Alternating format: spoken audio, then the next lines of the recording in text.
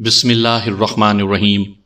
سامعین کرام، آپ سن رہے ہیں احمد یار خان سیریز کے سلسلے کی ایک اردو کہانی وہ مسلمان کی اولاد تھا، جس کے مصنف خود احمد یار خان تھے، اور آپ سن رہے ہیں اس سلسلے کی پہلی قسط۔ مجھے امید ہے آپ کو میری یہ کاوش پسند آئے گی۔ آپ نے اگر ابھی تک میرا چینل کہانی گھر سبسکرائب نہیں کیا تو ابھی میرے چینل کو سبسکرائب کر کے بیل نوٹیفیکیشن آن کر لیجئے تاکہ آنے والی ہر نئی کہانی کی اطلاع بر وقت آپ تک پہنچ سکے۔ آپ کی اطلاع کے لیے میں عرض کرتا چلوں کہ اس کہانی کی تمام اقساط بالترتیب سننے کے لیے ڈسکرپشن میں مکمل پلے لسٹ کا لنک موجود ہے۔ 16 سال کی عمر کا ایک ہندو لڑکا لاپتہ ہو گیا تھا۔ تھانے میں رپورٹ دینے اس کا باپ آیا تھا۔ یہ آدمی آڑتی تھا۔ قصبے میں اس کی اچھی خاصی حیثیت تھی، لیکن اس کی صرف حیثیت ہی اچھی تھی، باقی وہ جو کچھ بھی تھا مضحکہ خیز تھا۔ میں گمشدہ لڑکے کا حلیہ بیان کرنے سے پہلے باپ کا حلیہ بتانا ضروری سمجھتا ہوں، ورنہ اس واردات کی جو بنیاد تھی وہ ہمارے نوجوانوں کو ناقابل یقین لگے گی۔ ان نوجوانوں نے جدید ہندو دیکھے ہوں گے جو انہیں بھارت کے ٹی وی پر دکھائے جاتے ہیں، یا کہیں کوئی ایک آدھ نظر آ جاتا ہے۔ اصل ہندو یا ہندو کا اصل حلیہ کچھ اور ہے۔ یہ ہندو بھارت میں اپنے اصل حلیے میں اب بھی افراد سے پائے جاتے ہیں۔ آزادی سے پہلے میرے جن بہن بھائیوں نے ہندو دیکھے ہیں وہ اس حلیے کو اچھی طرح سمجھتے ہیں۔ یہ ہندو باپ انہی ہندوؤں یا اصل ہندوؤں میں سے تھا۔ پیٹ دیگچے کے نیچے والے حصے کی طرح آگے کو بڑھا ہوا، قد چھوٹا، مونچھیں اتنی نیچی کہ گری ہوئی کہ دونوں ہونٹ یعنی پورا منہ ان میں چھپا ہوا تھا۔ ناک کے بال باہر آ کر مونچھوں سے مل گئے تھے۔ سر استرے سے صاف کیا ہوا، سر کی چوٹی پر لمبی بودھی تھی جو ہندوؤں کا امتیازی نشان ہے۔ جدید ہندوؤں نے بودھی ترک کر دی ہے۔ اس نے کرتا پہن رکھا تھا اور نیچے دھوتی تھی جس کا اس نے ایک پلو ٹانگوں کے درمیان سے گزار کر پیچھے اڑسا ہوا تھا۔ اس کا چہرہ لمبوترا اور سر پستول کے کارتوس کی طرح اوپر کو چلا گیا تھا۔ رنگ گہرا گندمی تھا جسے آپ سانولا کہہ سکتے ہیں۔ اللہ مجھے معاف کرے، میں اس کی شکل و صورت اور بدصورتی کا مذاق اڑانے کی جرت نہیں کرتا۔ یہ اللہ کی خوشنودی ہے، جسے جیسا چاہے ویسا بنائے۔ میں کہنا یہ چاہتا ہوں کہ انسان میں کوئی اور وصف ہو تو اس ہندو سے بھی بھدی اور مضحکہ خیز شکل و صورت اور قد بد کے آدمی بھی لوگوں کو اچھے لگتے ہیں۔ لوگوں کے دلوں میں محبت پیدا کرنے کے لیے خوبصورتی کا درجہ بعد میں آتا ہے۔ اس ہندو کی باتوں کا انداز بھی قابل نفرت تھا۔ یہ ایک مسلمہ حقیقت ہے کہ ہندو بزدل قوم ہے۔ بزدلی کا اثر یہ ہوتا ہے کہ انسان مکار اور فریب کار ہو جاتا ہے۔ یہ اوصاف ہندو میں کوٹ کوٹ کر بھرے ہوتے ہیں۔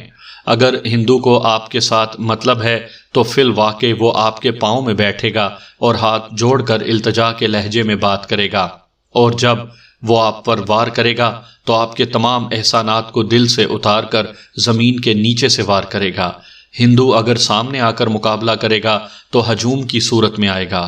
سن 1947 میں ہندوؤں نے مسلمانوں کے ایک ایک گھر پر بیسیوں کے ہجوم کی صورت میں حملے کیے تھے۔ معصوم بچوں کو بھی قتل کیا تھا۔ 1965 میں ہندو ہجوم کی صورت میں پاکستان پر حملہ آور ہوا تھا۔ ہماری ایک ایک پلٹون کی پوزیشن پر 2 بریگیڈوں نے حملے کیے تھے۔ ہجوم کی صورت میں آئے، ہجوم کی صورت میں بھاگے۔ سن 1971 میں مشرقی پاکستان پر ہندو ہجوم کی صورت میں حملہ آور ہوئے تھے۔ اگر آپ بوریت محسوس نہ کریں تو ایک دلچسپ بات سنا دوں۔ میرے ایک چچا زاد بھائی دوسرے جنگ عظیم میں صوبے دار میجر تھے۔ ان دنوں شمالی افریقہ میں جنگ ہو رہی تھی۔ میرے بھائی نے سنایا کہ وہ ایک رات کمپنیوں کی رپورٹ لے رہے تھے۔ 2 کمپنیاں مسلمانوں کی تھیں، ایک سکھوں کی اور ایک ہندوؤں کی۔ مسلمان اور سکھ صوبے داروں نے یوں رپورٹ دی: فلاں کمپنی اتنے جوان فلاں پوزیشن میں، سب اچھا۔ ہندوؤں کی کمپنی کے ہندو صوبے دار نے رپورٹ دی: سی کمپنی کے 95 جوان فلاں پوزیشن میں اکیلے ہیں۔ ہندو 95 کی تعداد میں بھی تنہائی محسوس کیا کرتا ہے۔ معافی چاہتا ہوں، بات کہاں سے کہاں لے گیا ہوں۔ میری مجبوری یہ ہے کہ ہندو کا ذکر آتا ہے تو خون کھولنے لگتا ہے۔ ہماری قوم کی وہ نسلیں جو پاکستان میں پیدا ہوئی ہیں، اگر تھوڑا عرصہ ہندو کے دیس میں ان کے ساتھ گزار آئیں تب ہی سمجھ سکیں گی کہ ہندو کیا اور کیسا ہے۔ ہندو اپنے مطلب کی خاطر اور اپنے دشمن یعنی مسلمان کو شکست دینے کی خاطر اپنی بیٹی کی آبرو تک قربان کر دیا کرتا ہے۔ اس لحاظ سے ہندو میں غیرت کا نام و نشان نہیں ہوتا۔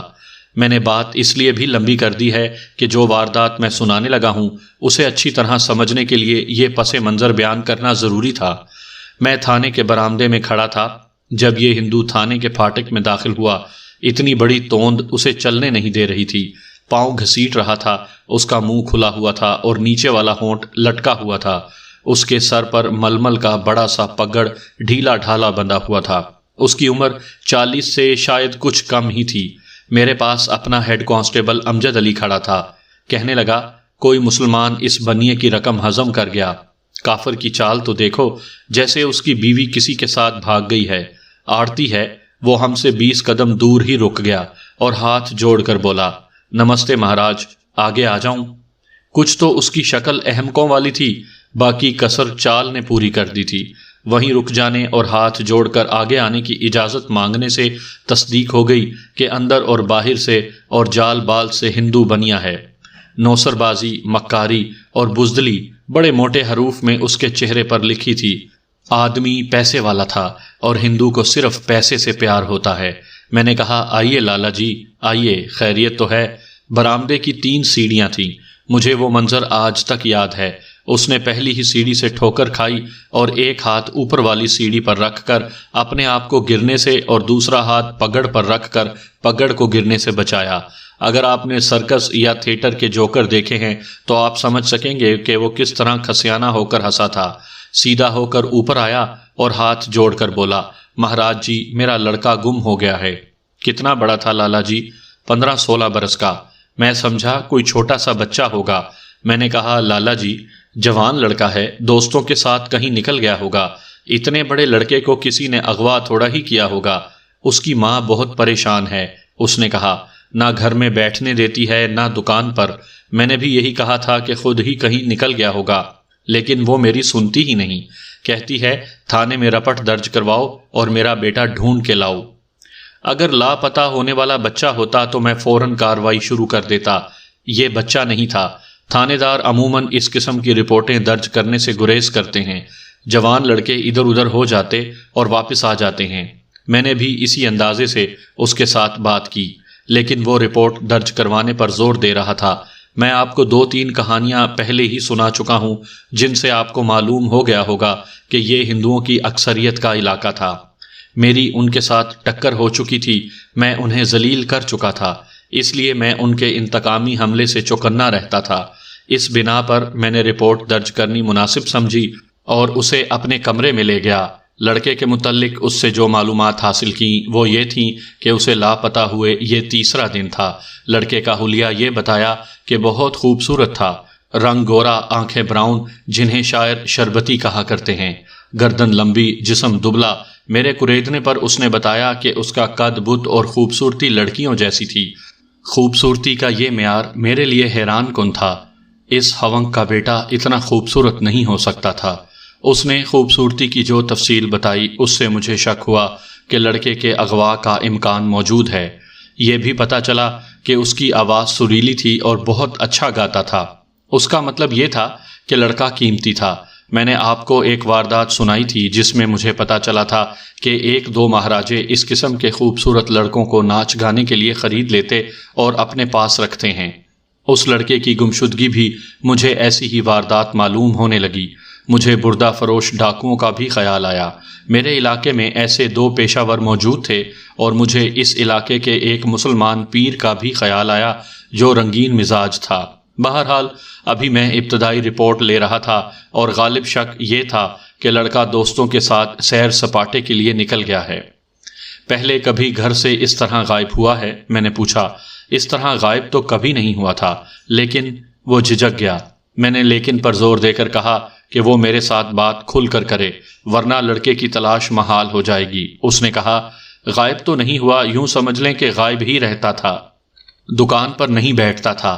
آپ نے اسے اسکول میں داخل نہیں کروایا تھا؟ کروایا تھا، اس نے کہا۔ 8ویں کے بعد کبھی اسکول جاتا اور بہت دن غیر حاضر رہتا تھا۔ میں آپ کو پہلے کئی بار بتا چکا ہوں کہ پولیس والے چہرہ شناسی اور مزاج شناسی کے ماہر ہوتے ہیں۔ مجھ میں یہ وصف کچھ زیادہ ہی پیدا ہو گیا تھا۔ میں نے صاف طور پر محسوس کیا کہ اس ہندو کو جتنا پریشان، غمگین اور گھبرایا ہوا ہونا چاہیے تھا وہ اس سے کوسوں دور تھا۔ اس کے انداز سے بعض اوقات بے رخی بلکہ لا تعلقی سی ظاہر ہوتی تھی۔ میں نے اس کے اس رد عمل کو ذرا واضح کرنے کے لیے مصنوعی اداسی سے کہا، لالا جی، اتنا خوبصورت بیٹا لاپتہ ہو جائے تو باپ بیچارہ تو جیتے جی مر جاتا ہے۔ ہاں مہاراج جی، اس نے احمقوں کی طرح دانت نکال کر اور ہنس کر کہا، باپ کو بہت دکھ ہوتا ہے۔ اس کی بے رخی کی ایک وجہ تو میری سمجھ میں آتی تھی۔ اس نے بتایا تھا کہ لڑکا دکان پر نہیں بیٹھتا تھا۔ ہندو کا دھرم پیسہ اور دکان ہوتی ہے۔ لڑکا دکان پر نہ بیٹھے تو اس کے دل سے لڑکے کا پیار نکل جاتا ہے۔ ہندو باپ کو ایسا نکھٹو بیٹا اچھا لگ ہی نہیں سکتا۔ میں نے اسے کہا کہ لڑکے کی عادتوں اور اس کے دوستوں کے متعلق کچھ بتائے۔ اس کے 4 دوست ہیں، اس نے کہا، چاروں مسلمان ہیں۔ ان چاروں نے اسے خراب کر دیا ہے۔ اس میں مسلمانوں والی خصلتیں پیدا ہو گئی ہیں۔ مجھے کسی نے بتایا ہے کہ تمہارا بیٹا ماس یعنی گوشت کھاتا ہے۔ مسلمان لڑکے اسے ماس کھلاتے رہتے ہیں۔ وہ کہیں نہ کہیں اکٹھے ہوتے اور گاتے بجاتے ہیں۔ آپ نے کہا تھا کہ اس کا قد، بت اور شکل و صورت لڑکیوں جیسی ہے۔ گھر میں وہ زنانہ حرکتیں کرتا ہوگا۔ رام رام رام۔ اس نے دونوں ہاتھ کانوں پر رکھ کر کہا، پکا غنڈا ہے، صرف ماں کے آگے چپ رہتا ہے۔ میرے ساتھ اس طرح بات کرتا ہے جیسے میں نہیں وہ میرا باپ ہے۔ مسلمان لڑکوں نے اس کو اپنے جیسا بنا لیا ہے۔ باہر کسی کو اونچی بات کرنے نہیں دیتا۔ اس نے میرے سامنے بازار میں اپنے سے دگنے جسم کے ایک آدمی کو الٹا دیا تھا۔ مہاراج جی، سچ پوچھو تو میں اس سے ڈرتا تھا۔ یہ گوشت کا اثر ہے لالا جی، میں نے اسے چھیڑتے ہوئے کہا۔ چھی چھی چھی، اس نے حقارت سے کہا۔ مہا پاپ ہے مہاراج جی۔ اس نے اچانک ہاتھ جوڑ دیے اور کھسیانہ سا ہو کر بولا، ناراض نہ ہونا داروغہ مہاراج، آپ مسلمان ہیں، میں اپنے مذہب کی بات کر رہا ہوں۔ میرا کوئی مذہب نہیں لالا جی، میں نے کہا، میں صرف تھانے دار ہوں۔ آپ دل کی ہر ایک بات کریں تاکہ آپ کے بیٹے کو تلاش کرنے میں مجھے آسانی ہو۔ مجھے سمجھ نہیں آ رہی تھی کہ اس کی ان باتوں پر یقین کروں یا نہ کروں کہ لڑکا ہندو ہے، لڑکیوں کی ڈیل ڈول کا اور خوبصورت ہے، اور وہ اتنا دلیر بھی ہے۔ میں اس نتیجے پر پہنچا کہ لڑکا اتنا دلیر نہیں ہو سکتا۔ یہ لالا بہت بزدل ہے۔ میں نے اس کے باپ سے پوچھا کہ لڑکے کا اس کے ساتھ اور اس کا لڑکے کے ساتھ سلوک کیسا ہے۔ اس نے بتایا کہ 3-4 مہینوں سے اس کی لڑکے کے ساتھ بول چال بند تھی۔ لڑکا اس کی کہا نہیں مانتا تھا، بلکہ اس کے ہاتھ سے نکل گیا تھا۔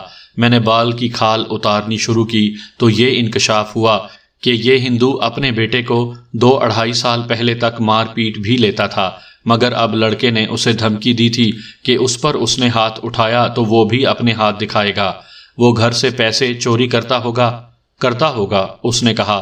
ماں مجھے تھوڑا ہی بتاتی ہے، اس نے تو لڑکے کو بگاڑا ہے، اسے پیسے دیتی ہے۔ ایک بار لڑکا دکان پر آیا اور مجھے ڈرا دھمکا کر 25 روپے لے گیا تھا۔ اب وہ گیا ہے تو گھر سے کوئی رقم غائب ہے؟ مجھے معلوم نہیں، اس نے جواب دیا۔ اگر وہ چوری کر کے گیا ہے تو اس کی ماں مجھے نہیں بتائے گی۔ اس سے یہ ظاہر ہوتا ہے، میں نے کہا، کہ لڑکے کے ساتھ آپ کا رویہ اور تھا اور آپ کی بیوی کا کچھ اور۔ بالکل الٹ مہاراج، اس نے کہا۔ میں لڑکے کو قابو میں رکھنے کی کوشش کرتا تھا، لیکن ماں اسے شہزادہ بناتی تھی۔ میں نے اس کی ماں سے ایک بار کہا کہ تمہارا بیٹا مسلمانوں کے ساتھ اٹھتا بیٹھتا ہے اور ماس کھاتا ہے، اگر اس نے ماس نہ چھوڑا تو میں اسے گھر سے نکال دوں گا۔ یہ ملیچھوں کا گھر نہیں۔ اس کی ماں بیٹے سے زیادہ پاپن نکلی، بولی، میں نے خود ہی اسے کہہ رکھا ہے کہ مسلمانوں کے ساتھ اٹھا بیٹھا کرو۔ میں پسند نہیں کرتی کہ یہ تم جیسے گھٹیا لوگوں کے ساتھ گھومے پھرے۔ مسلمانوں کے ساتھ اٹھے بیٹھے گا تو اس کا دماغ کھلے گا۔ میں نے یہ سنا تو میں چپ ہو رہا۔ یہ میرے لیے انکشاف تھا کہ لالا اپنی بیوی سے دہکتا تھا اور اس کی بیوی اس سے الٹ چلتی تھی، اور یہ بھی کہ اس کی بیوی مسلمانوں کو پسند کرتی تھی۔ اس سے یہی ظاہر ہوتا تھا کہ یہ عورت زندہ دل ہے اور اسے یہ خاوند یقیناً پسند نہیں ہوگا۔ میں نے گہری جرح کی تو یہ واضح ہو گیا کہ اس ہندو کے دل میں اپنے بیٹے کے خلاف نفرت تھی۔ میں نے اس سے یہ بھی کہلوا لیا کہ اگر اسے بیوی مجبور نہ کرتی تو وہ بیٹے کے لاپتہ ہو جانے کی رپورٹ لکھانے کبھی نہ آتا۔ میں آپ کو بتا چکا ہوں کہ ہندو کو اولاد سے زیادہ پیسے سے پیار ہوتا ہے۔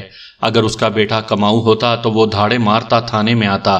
آپ کی اولاد کیا ہے؟ اس لڑکے سے 4 سال چھوٹا ایک اور لڑکا ہے، اس نے جواب دیا، اور اس سے 3 سال چھوٹی ایک لڑکی ہے۔ انہیں اپنے قابو میں رکھنا لالا جی، میں نے کہا۔ ماں انہیں بھی بگاڑ دے گی، انہیں وہ دوسرے طریقے سے بگاڑ رہی ہے۔ اس نے کہا ان سے ذرہ بھر پیار نہیں کرتی اور انہیں مارتی ہے، کیوں؟ وہی جانے۔ اس نے کہا اس نے سارا پیار اس لڑکے کو دے دیا ہے، چھوٹوں کی وہ دشمن ہے، میں ہی ان کا خیال رکھتا ہوں، اس عورت پر چھوڑوں تو انہیں زہر دے دے، یہ لڑکا خود ہی کہیں چلا گیا ہوگا، لیکن اس ملیچ عورت نے میرا جینا حرام کر دیا ہے۔ رات اس نے کھانا بھی نہیں پکایا، کہتی ہے میرے بیٹے کو لے آؤ ورنہ گھر نہ آنا۔ یہ ان کا گھریلو اور ازدواجی مسئلہ تھا کہ بچوں کے متعلق ماں کا رویہ کیا اور باپ کا کیا ہے، لیکن میں نے ان کے اس اختلاف کو اہمیت دی۔ یہ واضح ہو چکا تھا کہ باپ کو لاپتہ لڑکے سے نفرت تھی اور ماں کو اس سے چھوٹوں سے نفرت تھی۔ لاپتہ لڑکا صرف یہ نہیں کہ دکان پر نہیں بیٹھتا تھا بلکہ باپ سے پیسے لے جاتا تھا۔ ان حقائق کی روشنی میں مجھے یہ شک ہونے لگا کہ اس آدمی نے کسی پیشہ ور مجرم کو اجرت دے کر لڑکے کو خود ہی غائب نہ کر دیا ہو۔ ہندو ہوتے تو بزدل ہیں لیکن جذبات سے بھی عاری ہوتے ہیں۔ یہ دونوں اوصاف مل کر انسان کو درندہ بنا دیتے ہیں، ایسا درندہ جو چوری چھپے حملہ کرتا ہے۔ بہرحال میرے پاس ٹھوس اور مضبوط جواز آ گیا تھا کہ میں رپورٹ درج کر لوں۔ مجھے گڑبڑ نظر آنے لگی تھی۔ میرے سامنے 4 پہلو آئے۔ لڑکا گھر سے پیسے چرا کر کہیں چلا گیا ہے۔ نمبر 2، لڑکے کو باپ نے غائب کروایا ہے۔ نمبر 3، لڑکا زیادہ خوبصورت ہونے کی وجہ سے اغوا ہو گیا ہے۔ اور ایک امکان یہ بھی تھا کہ لڑکے کے ساتھ کسی مسلمان لڑکی کے تعلقات ہوں گے جو لڑکی کے لواحقین پر ظاہر ہو گئے ہوں گے اور انہوں نے لڑکے کو کہیں لے جا کر قتل کر دیا ہوگا۔ میں نے ان امکانات کو ذہن میں رکھ کر باپ سے چھان بین شروع کر دی، لیکن اس کے پاس یہی کچھ تھا کہ لڑکے کو ماں نے خراب کیا ہے اور اس کی ماں اچھی عورت نہیں۔ 20-25 روز پہلے قصبے میں ایک تھیٹر کمپنی آئی ہوئی تھی۔ اس دور میں سینما ہال صرف بڑے بڑے شہروں میں ہوا کرتے تھے، تعداد بہت ہی کم تھی۔ قصبوں میں چلتے پھرتے سینما آتے تھے، قناتیں اور شامیانہ تان کر دکھائے جاتے تھے۔ ان کے علاوہ نہایت اعلیٰ قسم کے سرکس آتے تھے اور تھیٹر کمپنیاں بھی آتی تھیں۔ قصبے کی آبادی اور اپنی آمدنی کے مطابق 15-20 روز ایک جگہ کھیل تماشا دکھا کر اگلے قصبے میں چلے جاتے تھے۔ تھیٹر بھی اعلیٰ معیار کے ہوتے تھے۔ قصبے کے ساتھ میدان میں اونچی اونچی قناتیں اور ان پر شامیانے لگا لیے جاتے، چبوترا بنا کر سٹیج بنائی جاتی اور پردوں کا نہایت اچھا انتظام ہوتا تھا۔ جس روز یہ ہندو اپنے بیٹے کی گمشدگی کی رپورٹ لکھوانے آیا، اس سے کوئی 15 روز پہلے ایک تھیٹر کمپنی قصبے میں 1 مہینہ کھیل دکھا کر کہیں آگے چلی گئی تھی۔ اس کمپنی کا ذکر اس طرح آیا کہ اپنی بیوی اور بیٹے کی پیار کی باتیں کرتے ہوئے اس نے کہا، میری بیوی 10-12 مرتبہ تھیٹر دیکھنے گئی اور اپنے اس بیٹے کو ساتھ لے جاتی تھی، چھوٹوں کو وہ کبھی بھی ساتھ نہیں لے گئی۔ اس سے میں یہ سمجھا کہ عورت رنگین طبیعت ہے اور دلیر بھی ہے۔ مجھے معلوم تھا کہ تھیٹر میں رات کو ڈرامے دکھائے جاتے تھے۔ شو رات 12 بجے کے بعد ختم ہوتا تھا۔ ہندو کھیل تماشا دیکھنے کی عیاشی کرنے والے نہیں تھے۔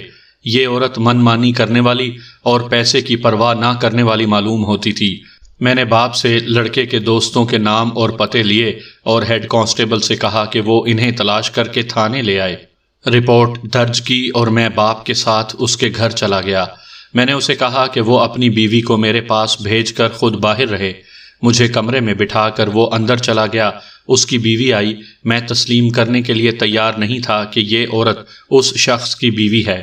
نہایت اچھے قد بت کی خوبصورت عورت تھی، رنگ انگریزوں کی طرح گورا، آنکھیں خاص طور پر دلکش تھیں۔ کمرے میں آئی اور میرے سامنے بیٹھ گئی۔ آنکھوں سے پتہ چلتا تھا کہ روتی رہی ہے۔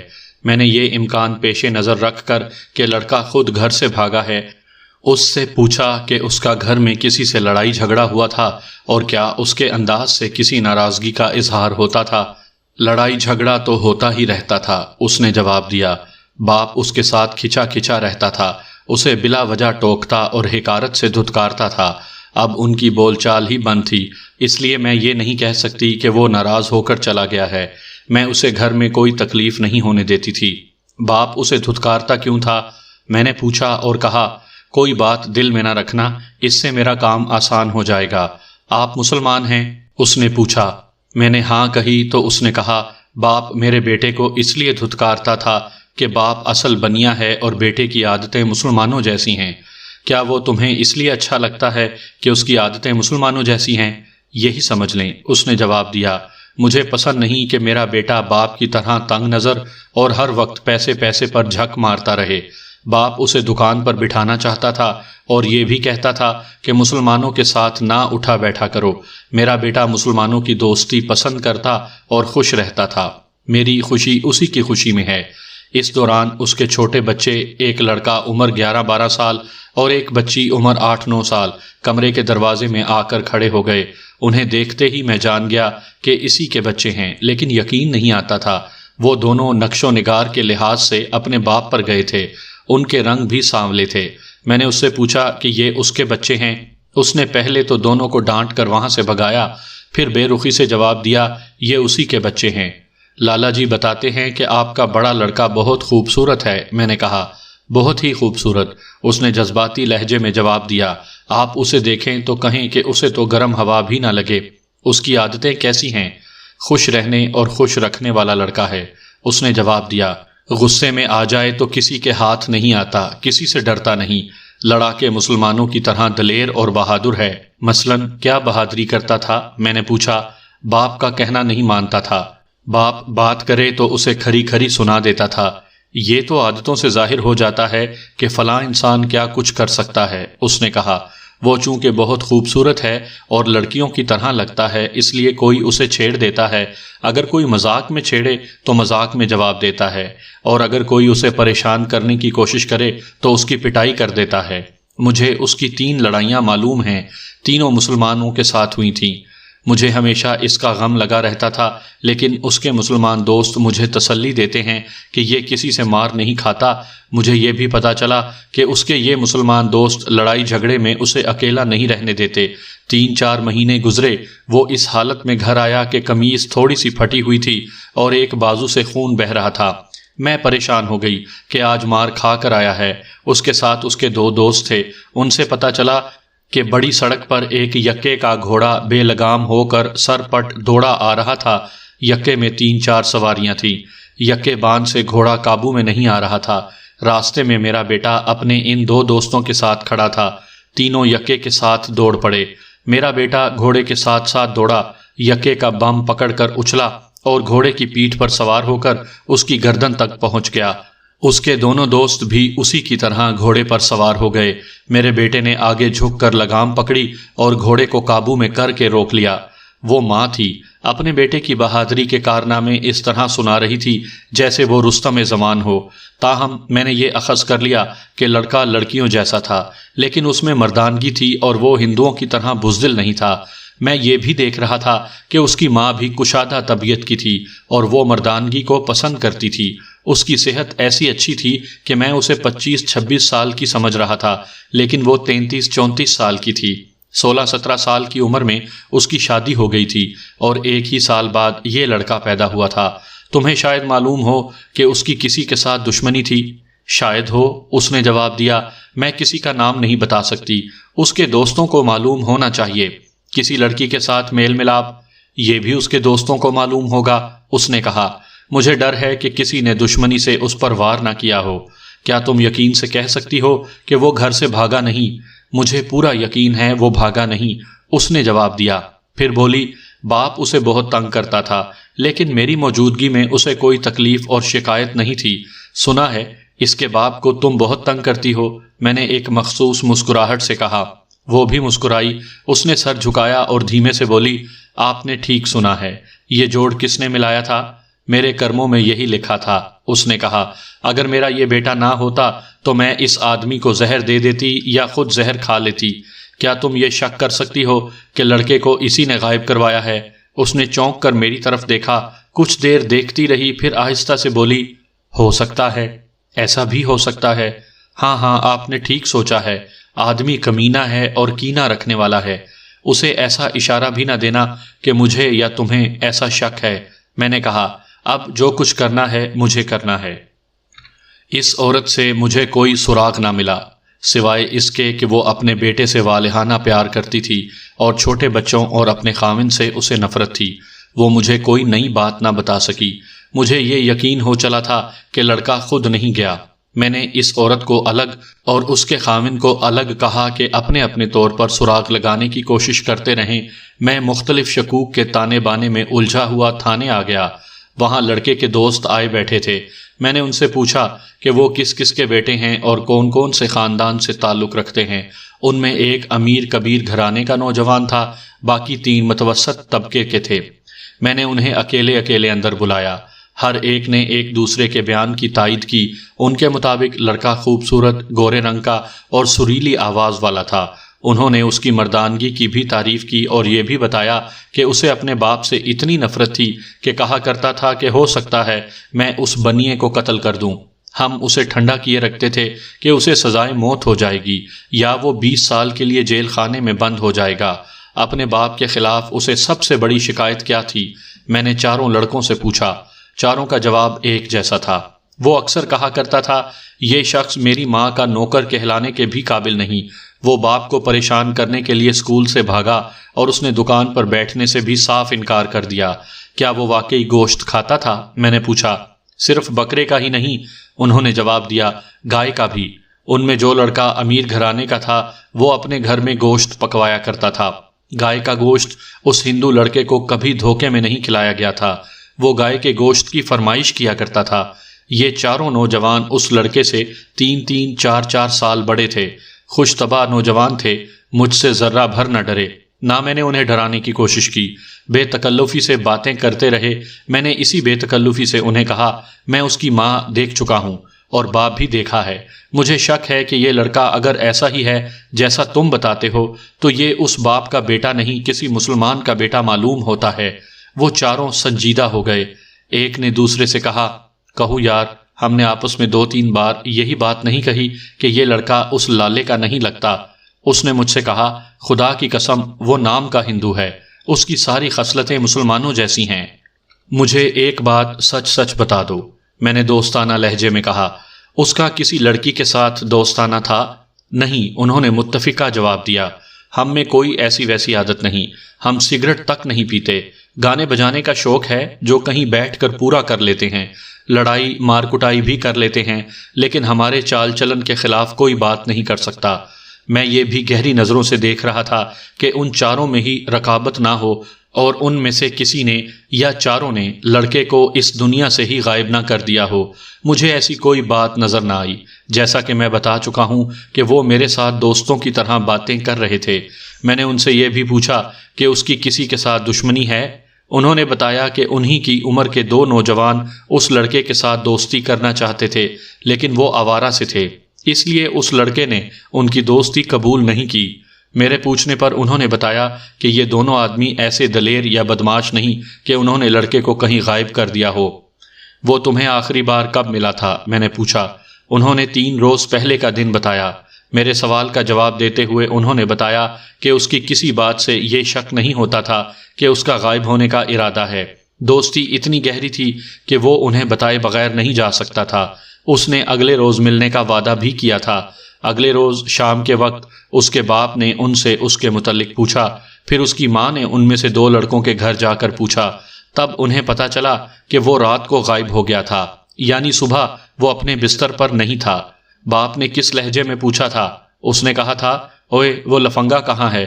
اس کی ماں کو بتاؤ سالہ ڈوب کر مر گیا ہے۔ اس کے لہجے میں طنز تھی، جیسے اسے پرواہ ہی نہیں تھی کہ وہ گھر میں ہے یا غائب ہے۔ اور ماں کا رویہ کیسا تھا؟ وہ تو بیچاری بہت ہی پریشان تھی، انہوں نے بتایا، روتی تھی۔ اس سے مجھے یقین ہو گیا کہ لڑکے کا باپ اس کی گمشدگی پر خوش تھا۔ اس یقین نے میرا یہ شک کسی حد تک پختہ کر دیا کہ لڑکے کو اسی نے غائب کروایا ہے۔ اگر مجھے گمشدگی کی رات کی صبح اطلاع مل جاتی تو میں فوراً جا کر بستر دیکھتا، کھرا کھوج ڈھونڈتا، بستر کو سونگتا۔ ہو سکتا تھا کہ رات سوتے میں اس کی ناک پر کلوروفارم رکھی گئی اور اسے اٹھا کر لے جایا گیا۔ اگر اسے اندر سے اٹھایا گیا تو اٹھانے والے اندر کس طرح آئے؟ ہو سکتا تھا کہ باپ نے اندر سے دروازہ کھولا ہو۔ اب ایسے سراغ ڈھونڈنے کا موقع ہاتھ سے نکل گیا تھا۔ اب تو مجھے لالے کے سینے سے بھید نکالنا تھا۔ یہ کام میرے لیے آسان نہیں تھا، کیونکہ کٹر ہندو کا سینہ بڑا گہرا اور بڑا تاریک ہوتا ہے۔ ہندو کے متعلق کچھ نہیں کہا جا سکتا کہ کس وقت کون سا پینترا بدل جائے۔ مجھے کچھ نہ کچھ شہادت اور ہلکے سے جواز کی ضرورت تھی۔ میں نے پولیس کے خفیہ طریقہ کار کے مطابق مخبروں کو سرگرم کر دیا اور 2 مخبر لڑکے باپ کے پیچھے لگا دیے۔ ایک اس کی دکان پر نظر رکھتا تھا اور دوسرا اس کے گھر پر۔ گھر والے مخبر کو میں نے کہا تھا کہ لڑکے کی ماں پر بھی نظر رکھے۔ مخبروں میں 2 عورتیں بھی تھیں۔ 3 دن گزر گئے، مخبروں نے کوئی قیمتی خبر نہ دی، عورتیں بھی کوئی خبر نہ لائیں۔ البتہ ان عورتوں نے یہ کہانی سنائی کہ لڑکے کی ماں کی جب شادی ہوئی تو اس وقت لڑکے کا دادا زندہ تھا۔ اس نے آڑت کی دکان پر ایک مسلمان منشی رکھا ہوا تھا جو ان کے گھر بھی آتا تھا۔ وہ بڑا وجیح اور خوبرو جوان تھا۔ لوگ اس کے اور لڑکے کی ماں کے متعلق مشکوک سی باتیں کیا کرتے تھے۔